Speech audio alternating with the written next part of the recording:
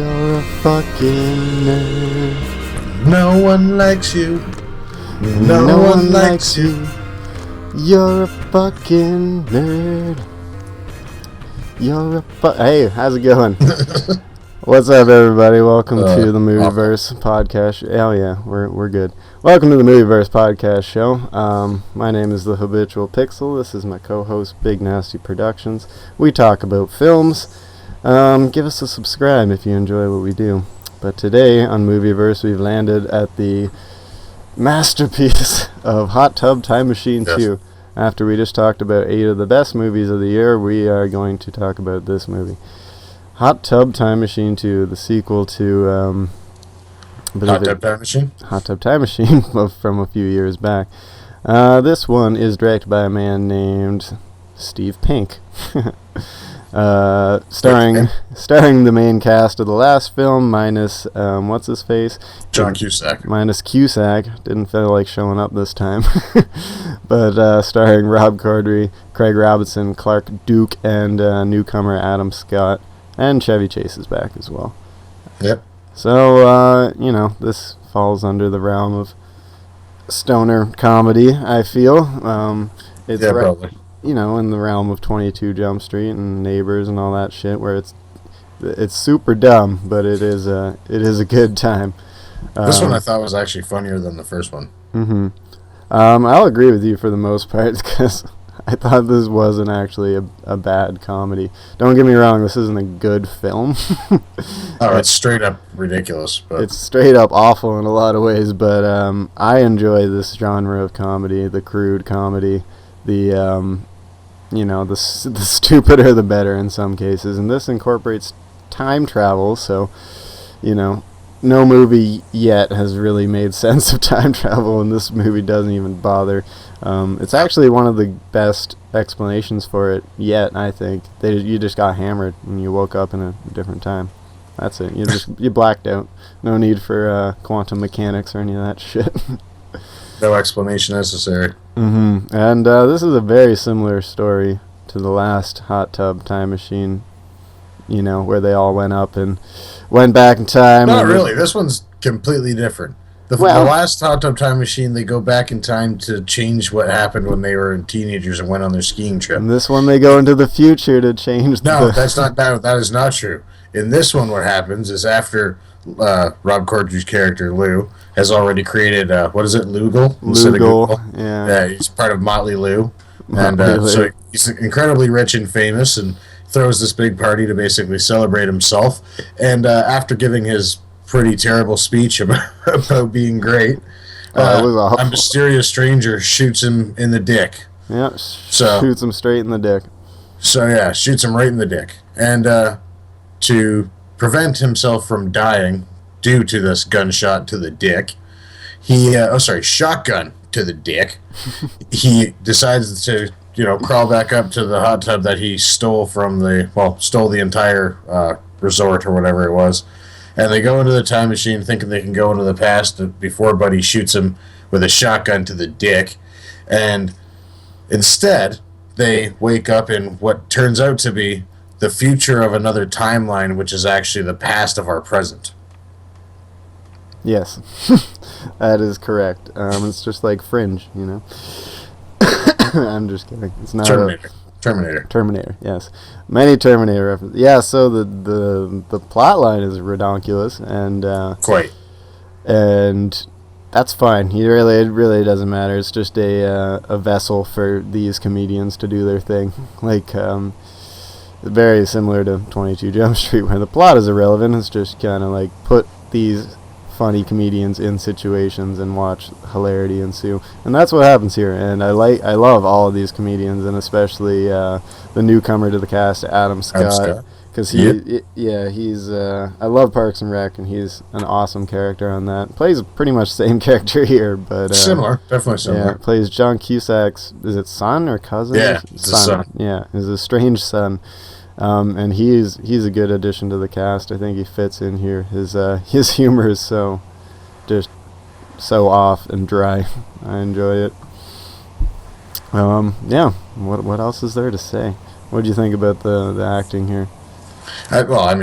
it is what it is as far as acting goes. And by that I mean these 4 comedians just hanging out.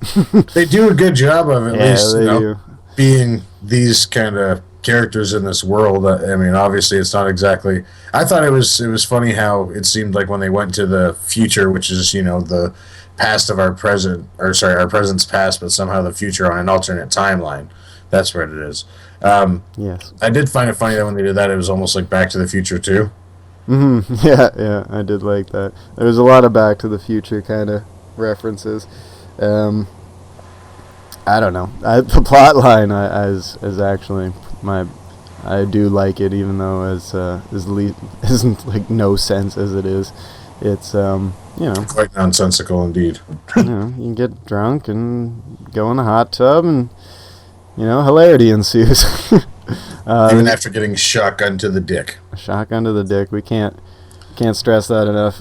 This is pretty much Rob Corddry's movie, more or less. Kind of like the first one as well. He stole the show in that movie, and he steals the show in this one. His character is just that perfect, just asshole. And Craig Robinson does a great job too. Yeah, it's like, you're right. He does. The guy who steals the sports almanac in Back to the Future.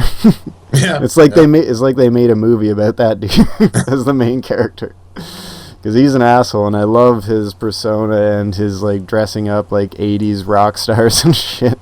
Like his just obnoxious attitude, and it's quite funny. And it's even funny how they did the nod to the Daily Show as well. Mm-hmm. Yeah, they did a nod to the Daily Show. I liked President Neil Patrick Harris. Forgot about that. Yeah, I don't know what else you can say. This is what it is, and I liked it. I thought it was funny. I thought is Clark Duke the guy that plays I don't even know his name. Jacob, Jacob, the kid. Yeah. I like him. Duke. Yeah, I like him a lot too. He's good in this one. I thought he was kind of obviously limited in the first one. Mm-hmm. Same with his role in Kick-Ass, but yeah, he does a good job in this one. And I mean, like I said, Craig Robinson does a great job in this one too. The back and forth between him and Adam Scott about him butt fucking him is pretty hilarious. Oh yeah, and coming inside of him. Yeah. Although I gotta admit, I think we were both laughing out loud for the one scene when on Choosy a Doozy, hosted by Christian Slater, when Craig Robinson's about to fuck Rob Corddry in the ass, and Rob Corddry, Craig Robinson says, Rob Corddry says, "I love you," and he says, "Don't say that. I don't want this to be personal." But then as soon as it gets silent again, he makes sure to say, "Take that dick." Just whispers in his ear, "Take that dick." What? Oh, that had me howling. That was a completely unnecessary scene in the movie. Choosy Doozy. Yeah, Choosy Doozy is just an excuse to get the two main characters to fuck each other. You choose it. You do's it. Oh yeah, it's just ridiculous. Slater. Yep, ridiculous shit happens this whole movie, just like that, and it's for the most part really funny. Yep. And I don't know. I think this is a sequel that stands up to the original, which is rare to say, and I judge these movies on a far lesser scale than other films. Superhero movies, for example, the sequels I hold them to high speculation, but a sequel like this is like, as long as you replicate what was so good about the first one, and make me laugh like that again, I don't really see the problem. Like it's all a win for me. Just like 22 Jump Street earlier this year, it was stupid as fuck. Don't get me wrong, but you laugh out loud, you're entertained. You see these comedians do their thing. What else do you want? Well, similar to 22 Jump Street as well, they made sure to point out the fact that they are just going to do pretty much the same thing they did before. Mm-hmm. But to me, I thought this was a lot more. Not just funny, but it was a lot more like hilarious comedy, whereas the other one was kind of chuckle comedy. I don't know. Yeah, exactly. It was a little more just like, okay, that was funny, but this one it was just kind of more out, completely just crazy, balls to the wall, ridiculous, which made it so much more funnier. Yeah, you know what I mean? I was laughing the whole time. It was hilarious. I was laughing pretty much start to finish in this film, which is all I really want out of a comedy, Well, you got to be prepared to watch something that is going to be, as far as any sort of intellectual sense, not stimulating at all. But Probably not going to learn much from this. No. Except that anything you do learn is probably a lie, so just ignore it. Except that Craig Robinson really wrote Hanson's MMMBop. Yes, he did. Yeah, that's true. Another one of my favorite parts is the Craig Robinson stealing all the that was popular music. Yeah, especially that music video for that. What's that song? Lisa Lowe. Yeah, Lisa. So creepy. So very creepy. It feels really personal, like almost violating. Yeah, it is very self-aware. This is a self-aware film, but that kind of adds to this kind of humor because you can't do it with too much seriousness at all, and they don't, which is good because it works. And I mean, like I said, I think they actually do a lot of the scenes where it's in the future. I think they do it pretty well. Mm-hmm. Yeah. I thought it was believable, the fact that it was actually supposed to be, a different time. It was funny that they had the smart cars be actually smart cars that drive themselves and this and that. That was funny. I thought that was hilarious too. Yeah, it's like permission to kill pending. Yeah, the smart cars were pretty funny. It's weird how it was one of the main villains of the film, though, aside from spoiler alert, Adam Scott himself. Yeah, or bum. Or fucking Rob Corddry's character from the past. Yeah, true. Yeah. Yeah, I mean, we do full spoilers, obviously, but to summarize how ridiculous this story is, the ending is as follows. Rob Corddry's, ancestor or something comes out of the hot tub time machine. He's like a Civil War era soldier, blows the original Rob Corddry's head off, and then they all go back into the hot tub time machine, back to presumably the 1800s to found America. Yes. And that is how this film ends. And the credits are a montage of them in various throughout history in various historical events, like preventing Lincoln's death and at the Martin Luther King rally and shit. I will correct you in one sense though. The Rob Corddry that shoots Rob Corddry in the head. Oh no! An alternate version of Rob Corddry from a different universe. Different timeline. Mm-hmm. Of course, he's not really killing himself. He's killing an alternate version. Yes, Terminator. So that should give you an idea of how ridiculous this storyline is. But the whole time I'm like, fuck yeah, let's go found America with these idiots. I am down. Oh yeah, if they do that, I'm so down to watch that. Absolutely. Honestly, and I thought this one was so much funnier than the first one. The first one, it almost seemed that they just kept trying to revert back to the story too much.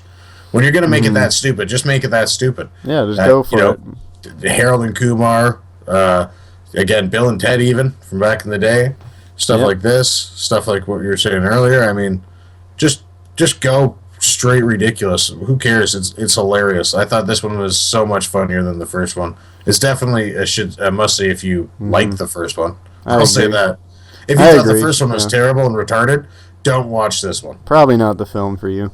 That's all you can really say about it. I think...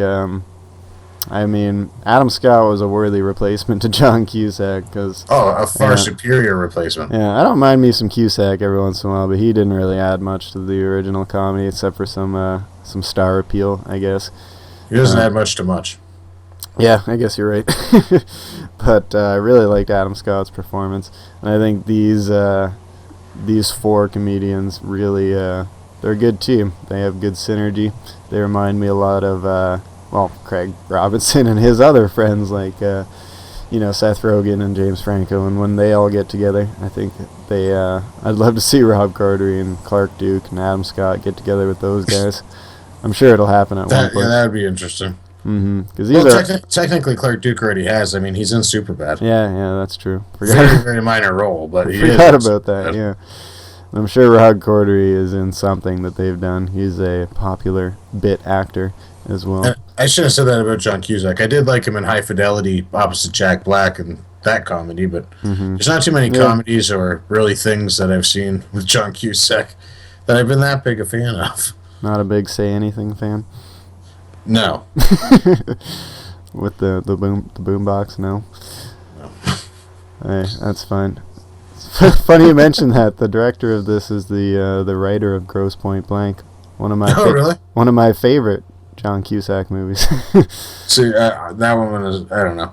See, and that's where it's kind of hit and miss. That's the problem with making comedies stupid too. Is they're always hit and miss. Yeah, they really are. Some people are gonna like them. Some people aren't. You know what I mean? And by the end of the year, there'll be 2 or 3 other comedies just like this that will be that will be less funny. Yeah, and I don't know. That's just the nature of these First movies. Point Blank was a comedy like that to me. I just didn't. I wasn't a fan of it. Kind of. I liked it. I thought it was good. The Hitman story was kind of cool, but I'll agree with you. There wasn't enough of it. Yeah, exactly. Yeah. I don't know. Anything else you'd like to say about this redonkulous film? I think. Because, like I said, I mean, realistically, as a film, it's pretty standard as far as how it's made, how it's shot, and things of that nature, cinematography and whatnot, except for the future scenes, which I guess there's nothing extravagant. A pretty good job.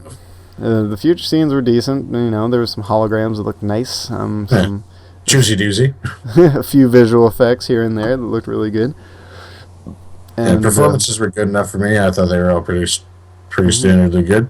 Even I don't know her name, and I feel bad for just calling her Britta from Community because that's a little rough. But yeah, the girl that plays Britta on Community, I don't know her name, but she did a good job.